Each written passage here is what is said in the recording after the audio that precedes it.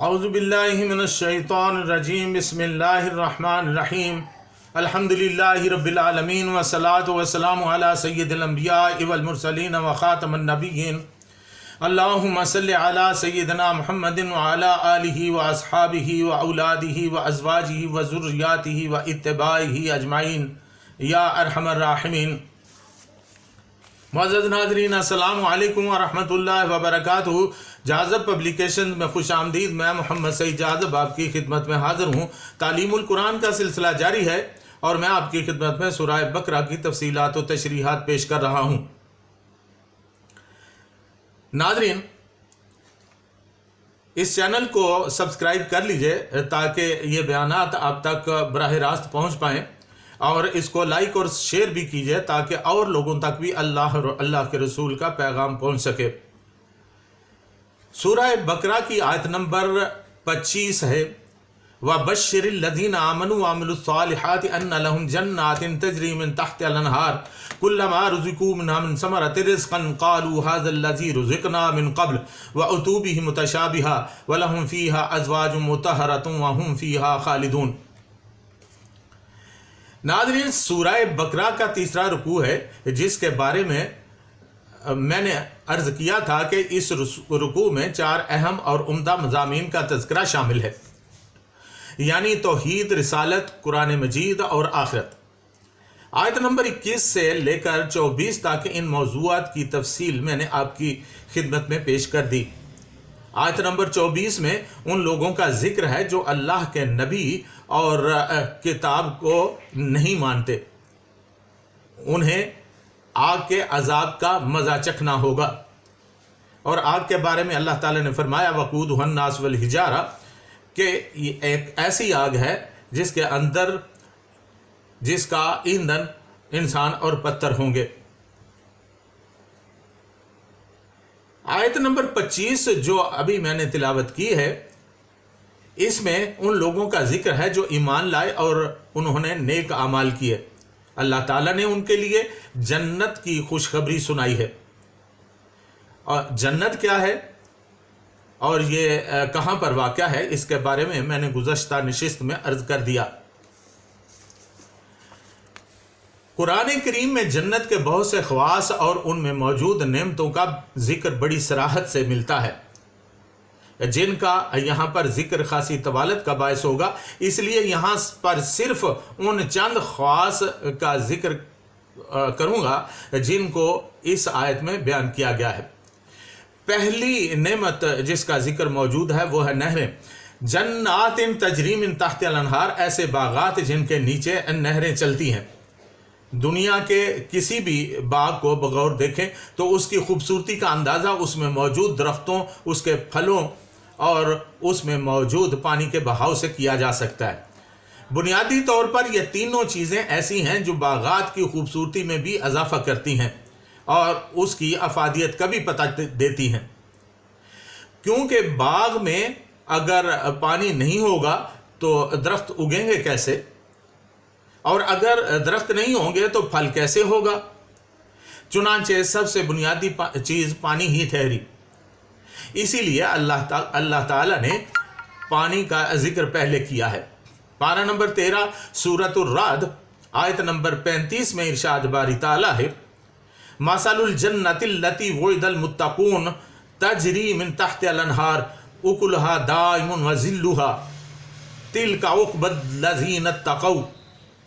اس جنت کی کیفیت یعنی اس کی مثال ایسی ہے جس کا وعدہ پرہیزگاروں سے کیا گیا ہے کہ چلتی ہیں اس کے نیچے نہریں، اس کا پھل ہمیشہ رہتا ہے اور اس کا سایہ بھی نہیں ڈلتا۔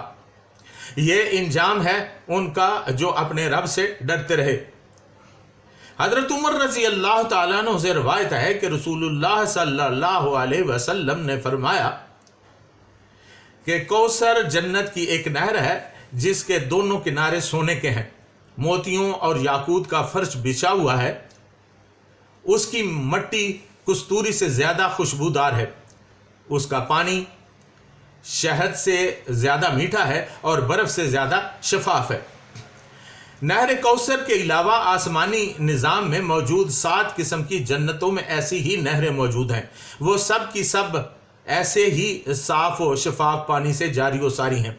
वो हमेशा से हैं और हमेशा ही चलती रहेंगी। नाज़रीन, जन्नत के अंदर फल क्या क्या हैं?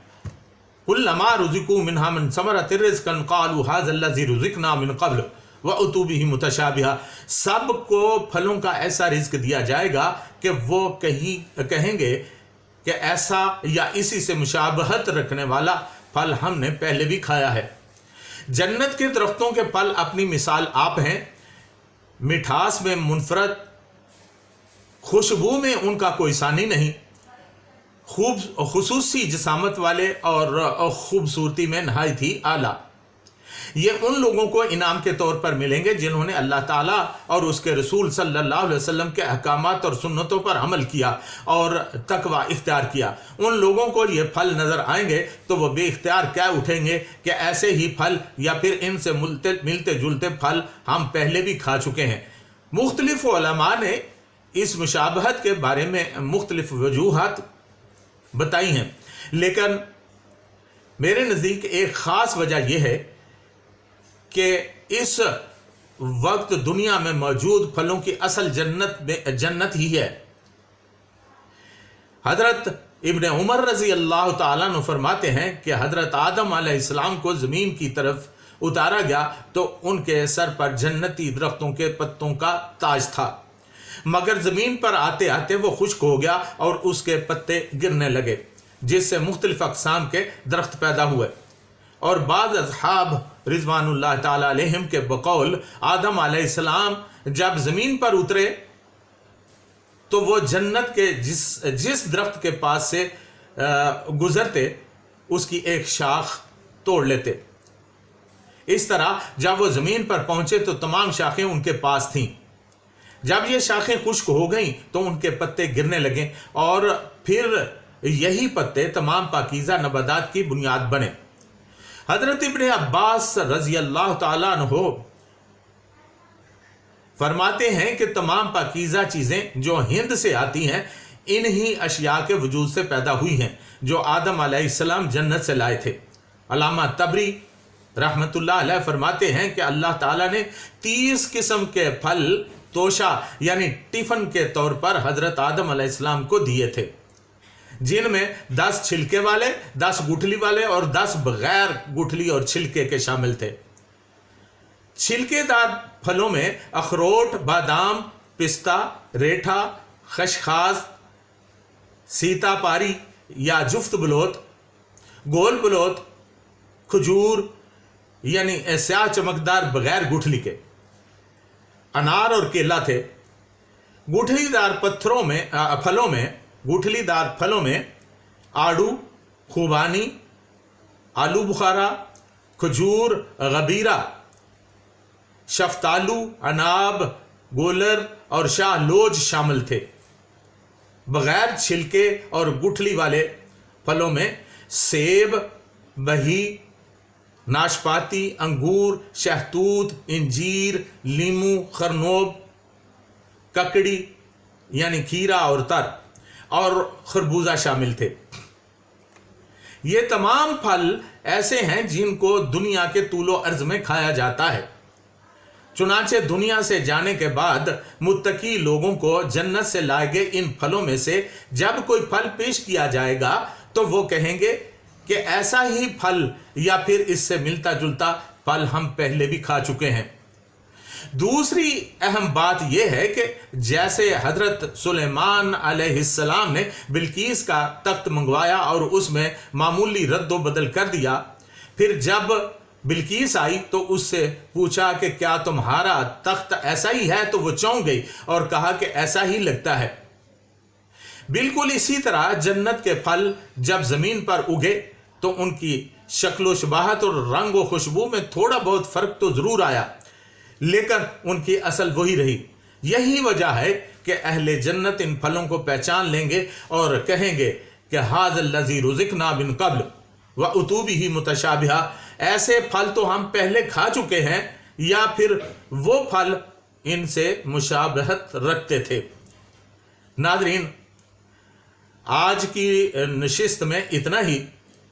آئندہ نشست میں انشاءاللہ العزیز اس آیت میں موجود ازواج مطہرات کے ذکر کے بارے میں بات ہوگی، اور خالدین فیہا کہ اس جنت میں ہمیشہ ہمیشہ کے لیے رہیں گے، اس بارے میں بھی بات ہوگی. تب تک کے لیے اجازت. وما علینا الا البلاغ المبین.